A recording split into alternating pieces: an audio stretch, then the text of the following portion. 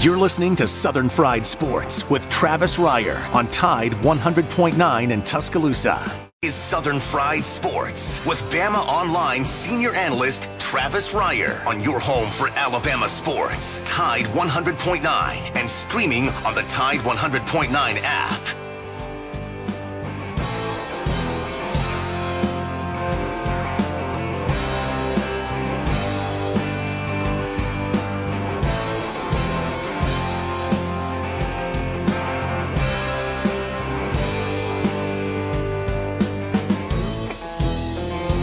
If I make it through this year, I think I'm gonna put this bottle down.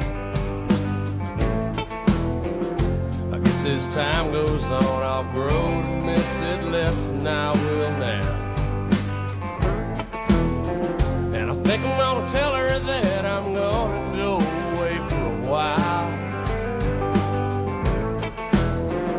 till I can get this demon out. It is 11 a.m. on a rainy Tuesday morning in Tuscaloosa, Alabama. It is time once again for Southern Fried Sports on your home for University of Alabama Athletics, Tide 100.9 FM. Travis Reier, senior analyst for BamaOnline.com, part of the 247sports.com network. We're with you each and every weekday morning from 11 a.m. until noon. The show is always brought to you by Peterbrook Chocolatier out there at 1530 McFarland Boulevard North in the Indian Hills section of Tuscaloosa. March Madness is here. You're going to be hunkered down in either that recliner and or that couch for the next, I don't know what, 7, 10, 12, 15 days or so. You need to get by Peterbrook Chocolatier. Get all of your March Madness treats there. You can also go ahead and take care of those Easter treats, those Easter baskets, while you're at Peterbrook Chocolatier as well. 1530 McFarland Boulevard North in the Indian Hill section of Tuscaloosa. Remember, Peterbrook ships. Peterbrook also delivers. For more on that, give them a call at 205-752-0211. Joined on the program by the executive producer of Southern Fried Sports, Jacob Harrison, who together we combine to form the 60-bit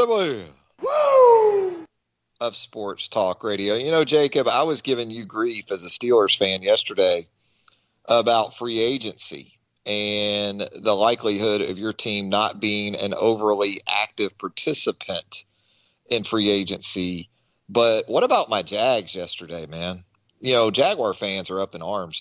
They go out and they sign Carlos Hyde, the running back, the journeyman running back, who they traded for a couple of years ago and was a spectacular disappointment with the Jags, to the point, Jacob, that Carlos Hyde, when instructed to enter a game by previous head coach Doug Marrone, now the offensive line coach right here in Tuscaloosa at the University of Alabama, Carlos Hyde declined to go into the game.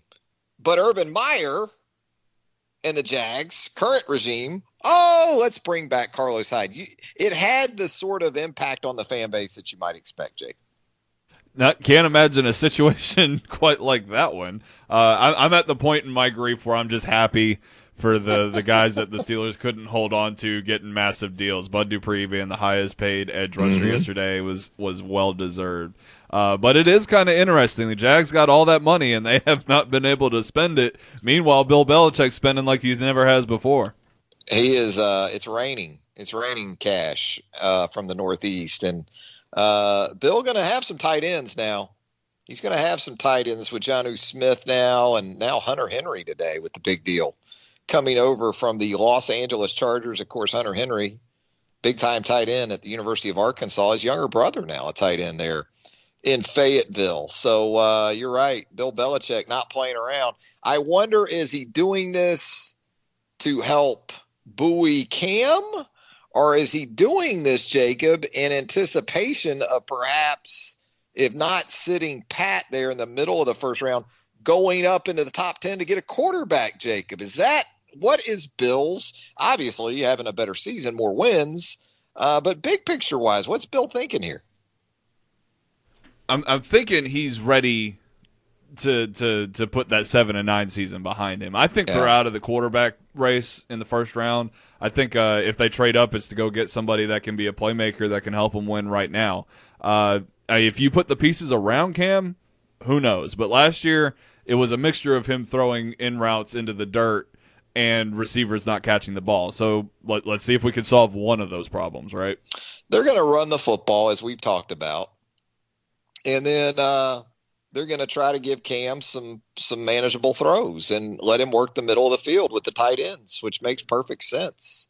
I mean, Jonnu Smith just did that, right, with Derrick Henry in Nashville. So I think that's going to be a similar approach on the offensive side of the ball for the Patriots moving forward. Hey, we got a lot of college basketball to talk about on the program as well today, as you might expect, in anticipation of the 2021 NCAA men's tournament up there in the great state of Indiana, all these different venues up there. That's going to be pretty cool because you're talking about Purdue being involved with Mackey Arena, Assembly Hall at Indiana, and then right there in the Indianapolis area, you're going to have 4 venues. Bankers Life Fieldhouse, home to the Indiana Pacers. Hinkle Fieldhouse, of course, is where Alabama and Iona will get it on Saturday afternoon in Indianapolis on the campus of Butler University. Then you also have the Indiana Farmers Coliseum. That one kind of flew under the radar for me as we were heading into the NCAA tournament. Did a little research on the old Indiana Farmers Coliseum. I dig it. It was built in 1939, so it's going to have a sort of Hinkle feel to it. Now, if you're a fan, it's tough if your team's playing at Hinkle or Indiana Farmers Coliseum because those secondary market ticket prices, they're going to be elevated. You just don't have the capacity like you have at Bankers Life Fieldhouse or certainly Lucas Oil Stadium. You know, if your team's playing in Lucas Oil Stadium, you're talking about a football stadium. So the capacity is going to be a little more friendly, which is going to make those secondary market tickets a little more friendly. I checked StubHub yesterday on this Alabama-Iona game for Hinkle on Saturday. And because it's a 9,000-seat arena there at Hinkle, you're talking about 2,200 and change for capacity. Well, you might expect, and you're right, that results in some big numbers from the Hinkle Fieldhouse ticket man up there in Indianapolis. So you better get that stimmy out. If you got that stimmy, if that stimmy dropped, that stimulus check dropped, you're going to probably drop all of it on tickets if you want to go up and see Alabama in the men's basketball tournament. We'll get more into that as we move throughout the program. Also, the Alabama women last night. We sort of previewed that for you yesterday. Alabama women's basketball for the first time since 1999 picks up an at-large bid to the NCAA women's tournament. The Crimson Tide, a 7 seed. Charlie Cream, bracketologist for the women's game there at ESPN.com. He had pretty much throughout the process had Alabama as a 6 or 7 in the women's tournament, and there they are as a 7. And the Crimson Tide will take on 10th seeded North Carolina Monday morning. It's always right in the middle of the show, everything, right? I mean, we pretty much were the horseshoe, the lucky horseshoe for Alabama men's basketball last Friday when the Crimson Tide thunder funked Mississippi State while we were on the air. And so we'll see if we can get the Alabama women's team home on Monday morning. The Crimson Tide taking on the Tar Heels, 11 a.m. tip-off in San Antonio, Texas. If Alabama wins that game, very likely to see second-seeded Maryland in round 2. But look, tough matchup. Maryland's very good. But you got a puncher's chance. As long as you got Jasmine Walker, the matchup problem she forces and causes, her ability to shoot the ball from beyond the three-point line. You know, you get Jordan Lewis, a veteran presence on the basketball, Mariah Copeland in the punch. You know, this big three, Alabama women's basketball is kind of like LSU men's basketball. You got a big three, and if you maximize their production and they stay on the floor and stay out of foul trouble and free of injury, you've got a chance. That's all I'm saying. Those games, by the way, for the women's side, they're going to air on ESPN, ABC, ESPNU, and ESPN2. By the way, 205-342 9904. That is the Peterbrook Chocolatier studio line if you'd like to jump on board with us. You've got baseball, college baseball. Alabama's supposed to play down at Troy tonight. Not sure that's going to happen. We've got some severe weather watches for the overnight hours. We'll see if Alabama is able to get that one in down in Troy. Troy's on the come up, man. As someone who travels 231 down through there a lot from Montgomery, down through Troy, down through Ozark, into Dothan, down to I-10 there in the panhandle of Florida. Troy's on the come up. Troy's got, don't know if you knew this, Jacob Harrison, but Troy, Alabama now has a Chick-fil-A and a cookout. How about that? Troy, Alabama. Moving up in the world. They're giving their students a little bit to do nowadays. Absolutely. Absolutely. Troy, Alabama bringing it down there. We'll see if Alabama baseball makes the return date with Troy. Troy, of course, was up here a week or two ago for some midweek action. Alabama won that game fairly easily. You also, of course, have Alabama going to Arkansas, as we talked about yesterday, to open SEC play. Number 1 ranked team in the country, the Arkansas Razorbacks. 205-342-9904. You've had refs already removed from the NCAA tournament, including Teddy Valentine. Can you have an NCAA tournament without TV Teddy, for crying out loud? TV Teddy fell victim to COVID-19 protocols. He's out. Apparently Teddy and a couple of the refs went out to dinner or something before testing and were exposed. Somebody tested positive, and now with contact tracing, you got Teddy Valentine among those refs sent home from Indianapolis. So never have enough refs. Can never have enough refs. Tough gig. When you got parents like me back in the day in these gyms and at these ballparks, absolutely, man. Being a zebra, being an umpire, being an official, thankless, absolutely thankless. We're also going to talk with Brent Beard, College Sports Today and First Coast News coming up. We'll get into a lot of college basketball talk, a lot of college football talk, because you have spring football blooming across the Southeastern Conference. A lot of programs getting started in the last day or so, a lot of programs getting started in the next few days, including right here at the University of Alabama. You have Auburn cranking it up yesterday under first-year head coach Brian Harsin. We'll also get into some defensive coordinator talk in relation to the Southeastern Conference for the 2021 season with Brent. A lot of money, a lot of cash has left the league when you talk about a couple of $2 million coordinators that are no longer with us in the Southeastern Conference. We'll get into all of that with Brent Beard when Southern Fried Sports, presented by Peterbrook Chocolatier, returns. Coming up next, right here on Tide 100.9 FM, right after this. From the University of Alabama, this is Crimson Tide Today. It's a daily update on Bama sports, and it's brought to you by Dex Imaging, the official copier and printer provider for Alabama athletics. Hello again, everybody. I'm Roger Hoover. Alabama is the number 2 seed in the East region in the men's NCAA tournament and will face the number 15 seed Iona Gales, led by Rick Pitino, on Saturday at 3 p.m. Central from Hinkle Fieldhouse in Indianapolis. Radio coverage that day will begin at 2 p.m. Head coach Nate Oates gave his thoughts on Iona on Sunday night. Obviously well coached with Coach Pitino. I just started watching their last game. I got their last 5 games loaded up on my computer, so I can assume they're going to be well coached. I'm going to play hard. We're going to have to come out ready to play. So, then if we're fortunate enough to get by them, then, we'll either play against Kalen Smith, Maryland, or against Danny Early's group. I'll have more in a moment. There is no substitute for hard work. Just ask the Crimson Tide. At Dex Imaging, they know the meaning of hard work, too. You don't become the best in the office equipment business without it. If you need a copier and printer company that understands hard work, quality, dependability, and customer service, then give Dex Imaging a call or go to DexImaging.com. Dex Imaging, the official copier and printer provider of Alabama athletics. Alabama baseball returns to action tonight, facing Troy on the road at 6 p.m., with radio coverage at 5:55 p.m. across the network. Alabama is off to a 14-3 start to the season after a series win over the weekend against Stetson. Alabama starts conference play this weekend at number 1 Arkansas from Friday to Sunday.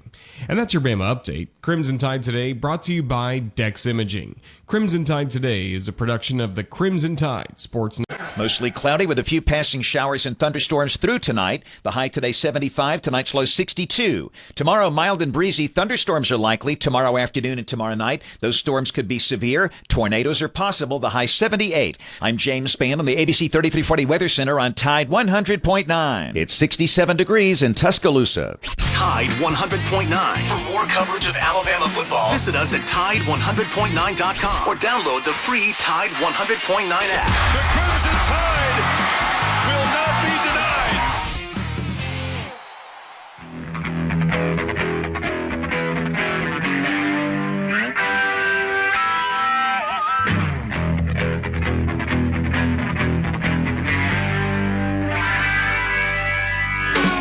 And we are back with more of a Tuesday edition of Southern Fried Sports right here on Tide 100.9 FM. Travis Reier, senior analyst for BamaOnline.com, with you each and every weekday morning from 11 a.m. until noon. And as is the case typically at this time on Tuesdays, we like to check in with Brent Beard, our great friend from College Sports Today and First Coast News. Brent, of course, also a voter where the Heisman Trophy is concerned. But Brent, as we bring you on, got to start with college hoops. It is officially March Madness. And it is a madness where Alabama men's basketball is concerned, unlike any we've seen in quite some time. You've watched this program for many, many years and talked about this yesterday. For me, anyway, in my lifetime, it's unlike anything I've seen. When you talk about an extended stretch of 20, 25 games, the way that this team has gotten to this point since the month of December, there are a team or two in the past that you sort of go back to when you think about what this team has accomplished to this point? Yeah, I think I even go back to the C.M. Newton years to where you had Wendell Hudson in that crew back then. I'll never forget, Trav, that in the SEC back decades ago, if you can believe this, I actually used to play on Saturday and Monday. And I remember Bama beating Tennessee on a Saturday and then beating Kentucky on a Monday, which was absolutely unheard of. But the closest thing that this run has reminded me of is Wimp Sanderson, when Bama won back-to-back SEC tournament titles. And also, and people may forget this and took it for granted, but Alabama under Wimp Sanderson went to 3 straight Sweet 16s. And, Trev, you look at the history between then and now, I know that Mark Gottfried had the Elite 8 one year, but 3 straight Sweet 16s is rarefied air, isn't it, Trev? Yeah, and that's where I think moving forward, regardless of what happens up in Indianapolis in the next few weeks, that's where you'll start to measure Nate Oates and his tenure is sustained success, consistency, and all signs point toward that being the case as long as he's in Tuscaloosa. But it will be the next benchmark for the program under Nate Oates. But to get to this point, SEC regular season champs, SEC tournament champs. What were your initial thoughts of Alabama's draw? Kind of expected Alabama to be the 2 seed in one of the regions. It played out that way. Favorable draw for Alabama, Brent, or do you think it's a little tough or somewhere in the middle there? Well, I think it's probably somewhere in the middle, frankly. Now they're much better than Iona, and Iona has only played 17 games, which is interesting, but Rick Pitino can be kind of your great equalizer there, but I think Nate Oates is as quality of a coach as Pitino is in a lot of ways. So, but they've still got to be careful. There's still a lot of things that they need to be able to do, and I think they'll win that game. And then you've got the winner of the Maryland-UConn game. If that's UConn, they've got certainly some quality players at that point too. A lot of people surprisingly or maybe not surprisingly, picking Alabama to go to the Final Four. Skip Bayless picked them to win the national championship. Almost fell out of the recliner when I saw that. But, yeah, I cringed. Yes, when I saw that. Yeah, but, no doubt. But look, Travis, it starts Saturday afternoon, and they're as good as they played this weekend, and they really showed how mentally tough they could be. I'm telling you, the defense they played against Tennessee in the second half was as good of a lockdown defense as I've seen Alabama, frankly, again, since Wimp was there.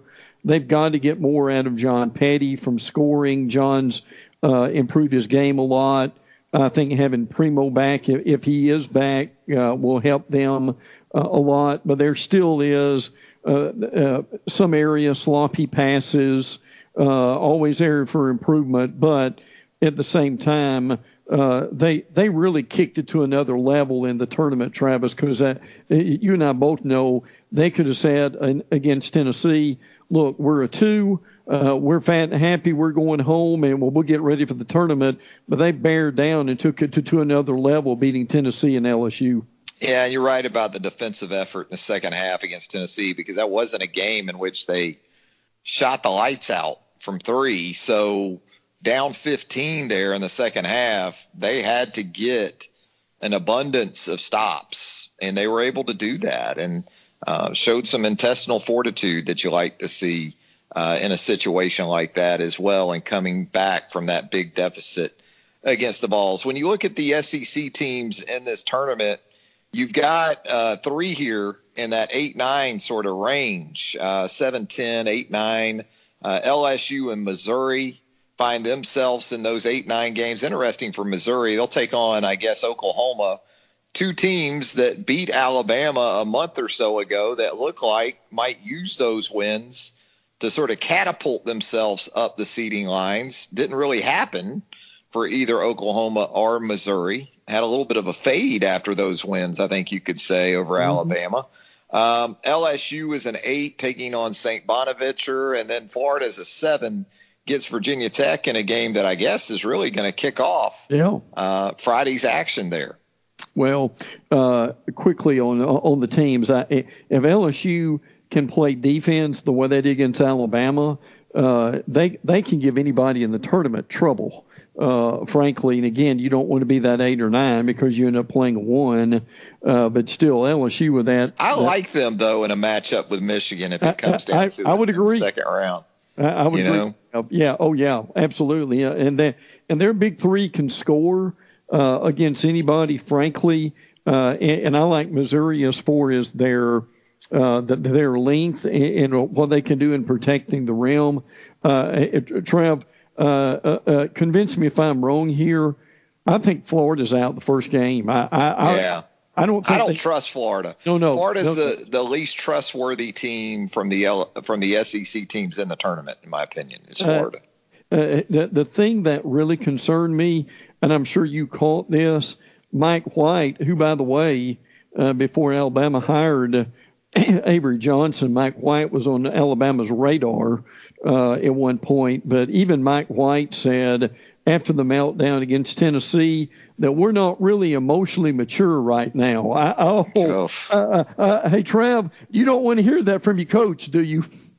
No, and I understand, and we all understand that Florida lost a big piece to its puzzle back in the non-conference schedule from a personnel standpoint. But, yeah, it's a little late in the season to still be trying to figure that out. Tennessee, I think, a team also that, with a positive buzz about it, although you wonder about the injury to John Fulkerson, Fulkerson really this season hasn't been what he was a year ago. And conversely, Arkansas, for a month and a half or so, they were the darlings of the SEC on that long winning streak. They go out the semifinals to LSU up in Nashville, and now the question is, have the Hogs hit kind of maybe their peak? Are they going to be able to rebound in time to take on a Colgate team that likes to play a really up-tempo and aggressive style of hoops?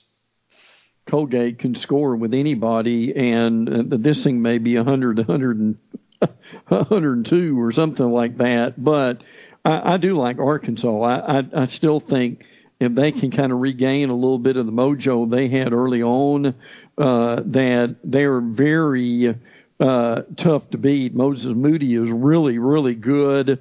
I think they can score. I think they can defend. Trevor, they could get past Colgate. I don't think it's too foreign to say that they may go a little bit in the tournament. They're good enough, and Eric Musselman, a really good coach, and so yeah, when you think about the SEC teams in this tournament, you feel good about the potential for LSU, I think, Alabama, Arkansas, potentially Tennessee, but Florida would most certainly be the one team I trust the least, I think, right now. Yes.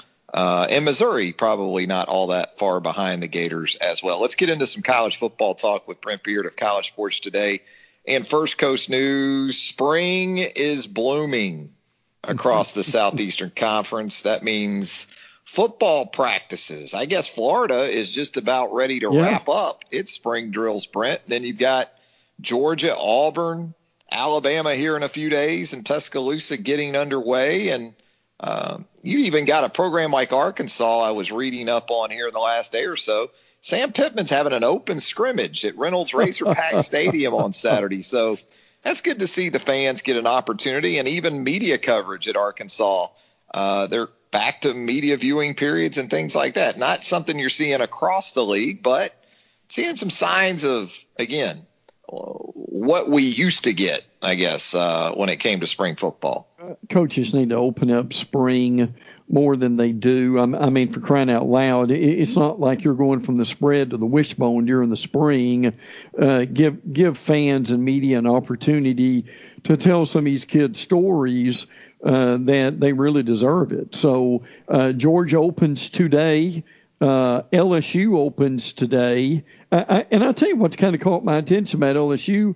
I get this, Trev, but and frankly, they've got a nice problem. Is Miles Brennan is healthy and he is back, and the LSU media is basically saying that Brennan is basically your number one again because an injury is not going to cost you your starting position. But I think you and I both were impressed with Brad Johnson's son, Max, and how he played. I mean, frankly, Trav, I think that's going to be a pretty interesting competition over the spring and going into the fall for LSU. Oh, there's no doubt about that. I love LSU's quarterback situation with TJ Finley also in there, and Max Johnson and Brennan, and probably going with the veteran and Brennan right now helps you keep that room together for as long as possible.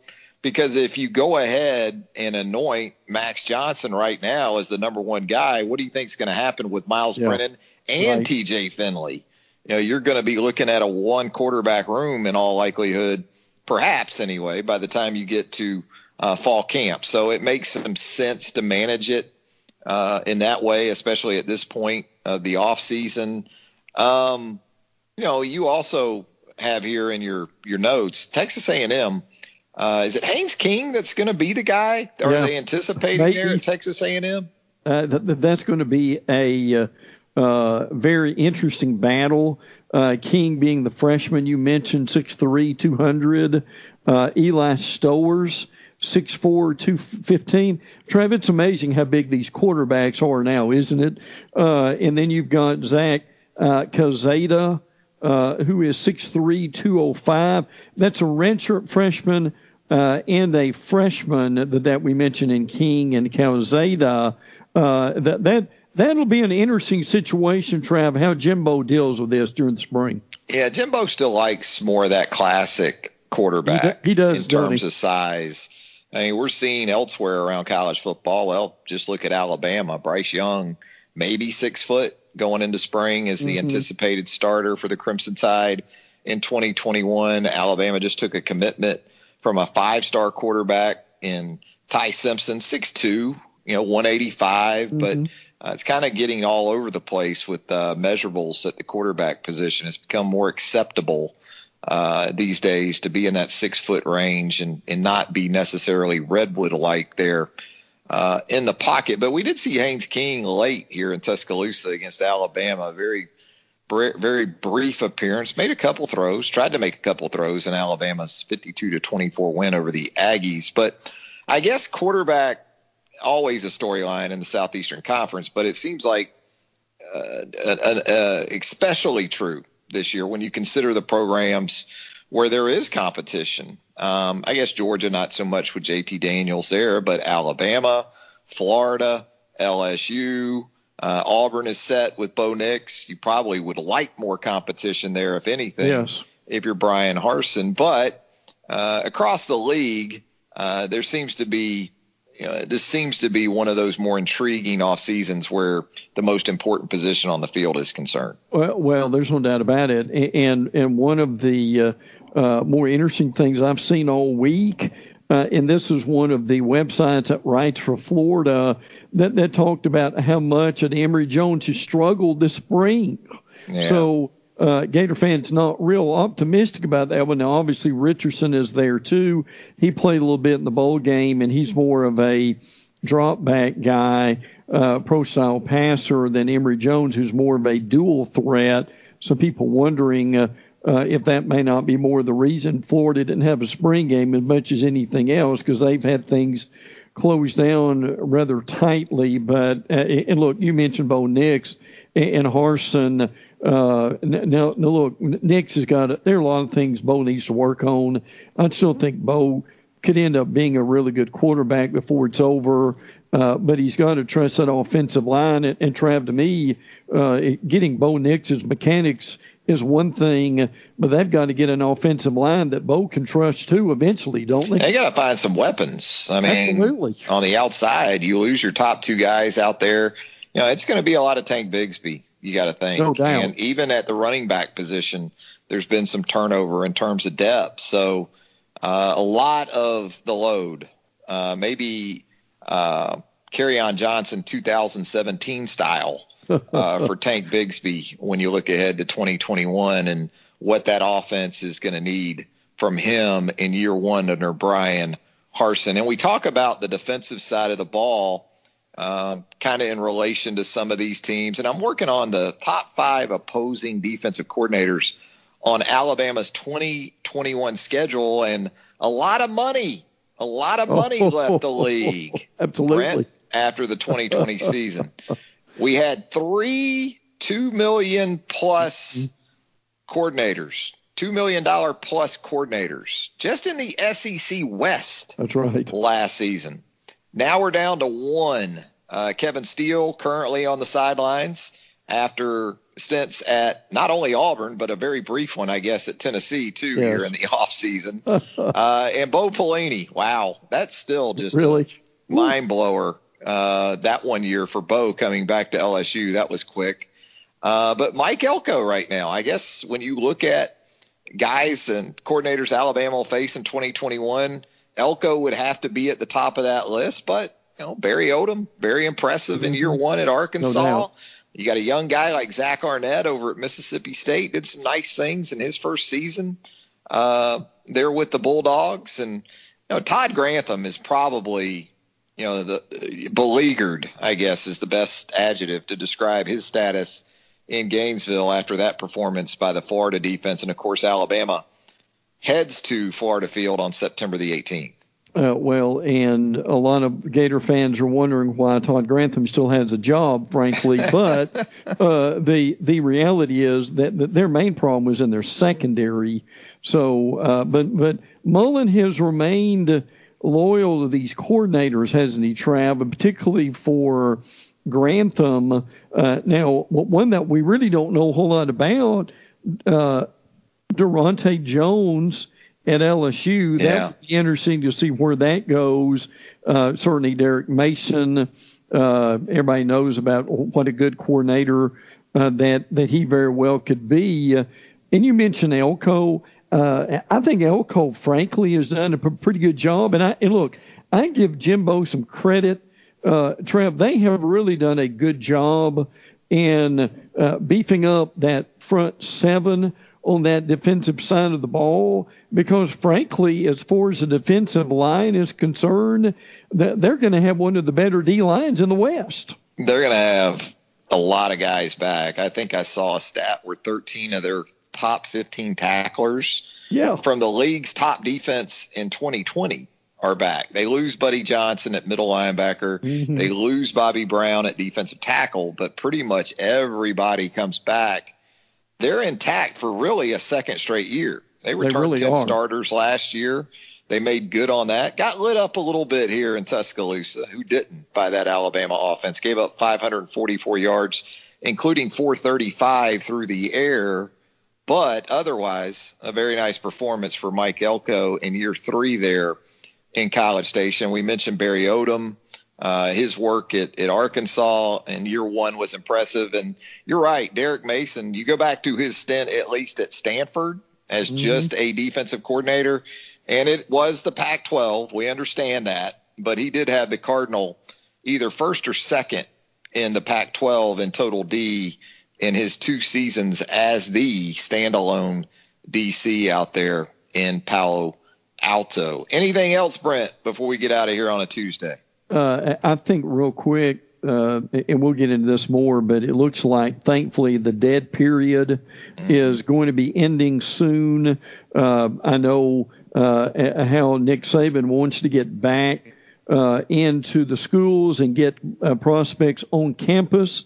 He and the other coaches in the SEC, the overtime rule being changed is interesting. It's also pretty complex, but Trav, I know this caught your attention like it did mine, and we'll get onto it later. But one, Brian Van Gorder, now who is with Mark Hudspeth in high school football, and you and I, Trav, you and I have been tracking Brian Van Gorder for quite a while. Particularly when he was at Georgia, beloved, and also they wanted to run him out on a rail at times there. So it's kind of interesting how some of these guys are ending their careers, isn't it? You know, Brian Van Gorder, he kind of had that Joe Lee Dunn starter kit there for a while. He was going to work everywhere. He was going to be the defensive coordinator at every team in Power 5 and Group of 5 football south of Kentucky, it looked like there for a while, and even maybe a little bit north. But I guess everybody wants to be at Gulf Shores High School these days. Absolutely. It looks like, why not, right? Not a bad place to live and coach a little football, stress-free. And they probably – I don't know about HUD. I don't know if HUD's got much in the way of buyout money, but maybe Brian Van Gorder's got some nice buyout dollars stashed away. Not a big thing for him to maybe take a little bit of a pay cut. Well, Brent, as always, we appreciate you taking the time here on the program. Always great stuff with Brent Beard. Follow him on Twitter if you haven't already, at Brent Beard, Beaird. Thanks a lot, Brent. We'll do it again next week. Can't wait for hoops this weekend, Trav. Always enjoy it. Absolutely. Brent Beard, right here on Southern Fried Sports. Back with more of the show, presented by Peterbrook Chocolatier on Tide 100.9 FM, right after this. You're listening to Southern Fried Sports with BamaOnline.com senior analyst Travis Reier on your home for Alabama sports. Tide 100.9 and streaming on the Tide 100.9 app.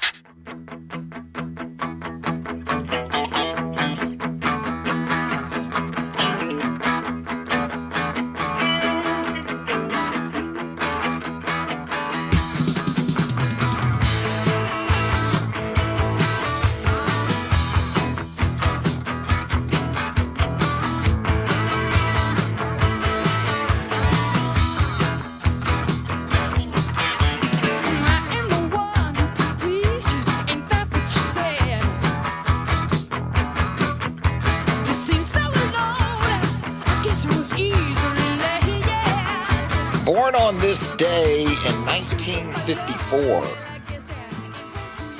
that lady, Nancy Wilson, lead singer for the iconic rock band Heart. Nancy, along with sister Ann, forming that dynamic duo. Soundtrack right there, Jacob Harrison, of the old childhood for your trusty host here. Little heart. Get you going on a Tuesday. It's Southern Fried Sports presented by Peterbrook Chocolatier right here on Tide 100.9 FM. Thanks again to Brent Beard of College Sports Today and First Coast News joining us in the previous segment. You got the Associated Press men's basketball All-American teams that are fresh on the old social media timelines right now. Herb Jones, University of Alabama, is a third-team selection, according to the Associated Press. A lot of Baylor, a lot of Big Ten, a lot of Gonzaga, as you might expect on these three teams. Herb, a third-team honoree. Interesting that on your first team, you have Baylor guard Jared Butler. Jared there, three years ago or so, I guess it was. Jared was signed and really at the University of Alabama, but was ultimately granted a release from his letter of intent at Alabama and landed at Baylor. I'd say things worked out all right for Jared Butler. Kind of interesting to consider, though. Jared Butler on this Alabama team at the point. Javon Quinterly. Is Javon Quinterly here, though, if Jared Butler's here? Gets a little tricky when you start trying to do the old what could have been, what might have been game. Could impact some other areas of your team. But congratulations. Another great honor for Herb Jones. I guess you could certainly make an argument that Herb was deserving of perhaps a little bit more, but this stout. These three teams are pretty stout. You knew Cade Cunningham, the freshman phenom from Oklahoma State, was going to be a first-team pick. You knew Luka Garza of Iowa was going to be a first-team pick, and you knew Gonzaga was going to have a representation to go along with Jared Butler. So the spots on the first team were tight. Second team, I'd say a similar sentiment there. So you take it. Certainly take it if you're Herb Jones. 205-342-9904. That is the Peterbrook Chocolatier studio line. Herb Jones, by the way, the lone SEC representative on these three Associated Press All-American teams. So there you go. Herb and everybody else where the SEC was involved in this. We talked about spring football at the University of Alabama. And earlier today, we did receive a spring football practice schedule for the University of Alabama. We'll get into that and a whole lot more when Southern Fried Sports returns on a Tuesday right here on Tide 100.9 FM right after this. Mostly cloudy with a few passing showers and thunderstorms through tonight. The high today 75, tonight's low 62. Tomorrow, mild and breezy thunderstorms are likely tomorrow afternoon and tomorrow night. Those storms could be severe. Tornadoes are possible. The high 78. I'm James Spann on the ABC 3340 Weather Center on Tide 100.9. It's 67 degrees in Tuscaloosa. The flagship station for Alabama Crimson Tide football. Alabama touchdown. Only on Tide 100.9 and streaming on the Tide 100.9 app.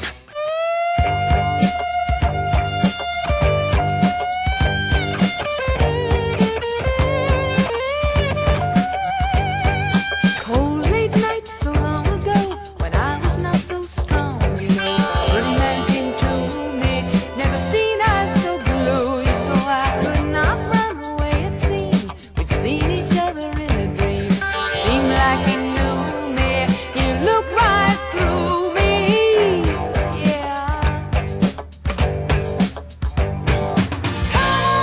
Back with more of a Tuesday edition of Southern Fried Sports right here on Tide 100.9 FM. Travis Reier, senior analyst for BOL with you. Early start for the kid this morning. Early start.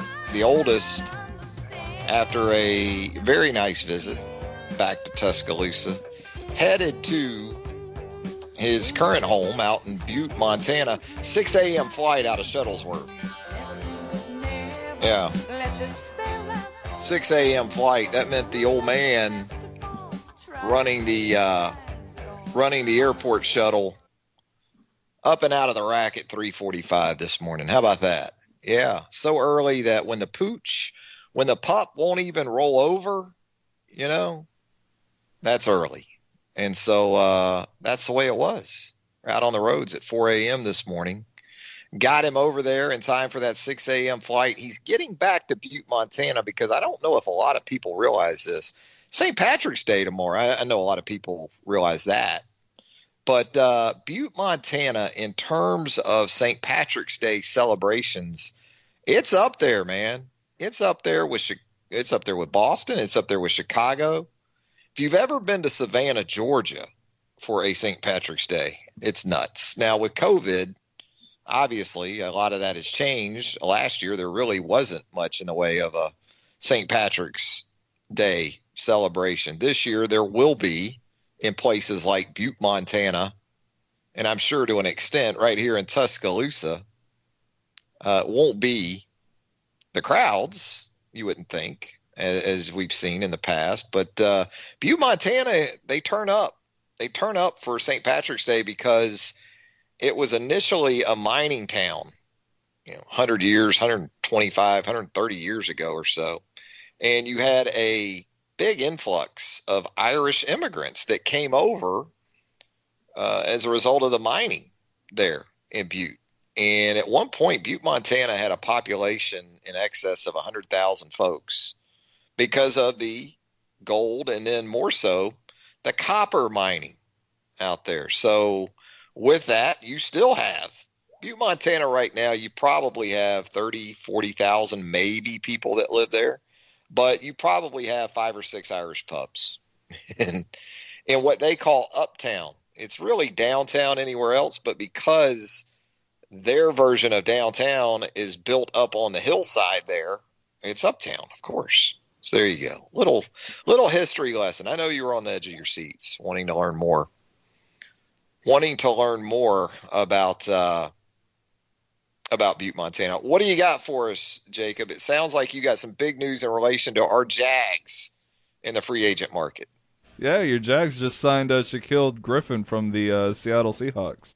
We needed help there. We needed help at that spot. That's a big signing. 3 years, $40 million. That'll shut them up. Down in Duval, they were getting pretty loud.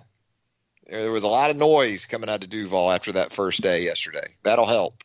That'll throw them a bone.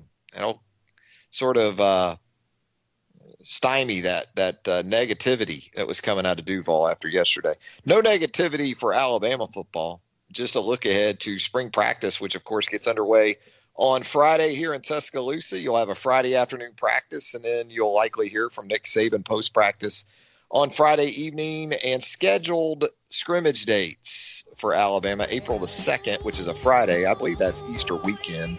Nick typically gives the team Saturday and Sunday of Easter off. So it'll be a Friday scrimmage on April the 2nd, a Saturday scrimmage on April the 10th, and then, of course, A-Day 2021 at Bryant-Denny Stadium on April the 17th. That's going to do it for a Tuesday edition of the program. Thanks again to Jacob Harrison for producing the show. Thank you to Brent Beard for joining us as well. Your lunch whistle on this Tuesday. Heat Pizza Bar, downtown Tuscaloosa. I was there Saturday watching that Tennessee-Alabama SEC tournament semi, and no better place to do that than Heat Pizza Bar, downtown Tuscaloosa at Government Plaza. I walk in, all the big screens are positioned on the basketball. There's not The View over here on this screen. There's not HGTV on 3 screens, maybe Cartoon Network on a couple. All sports all the time on those big screens. Relevant sports, importantly enough, at Heat Pizza Bar, downtown Tuscaloosa at Government Plaza. You got Thai chicken pizzas tonight starting at 6 o'clock for just $7. Don't miss those. $2 domestics as well. Until 11 a.m. on Wednesday. Have a great rest of your Tuesday, everybody. Thank you for listening.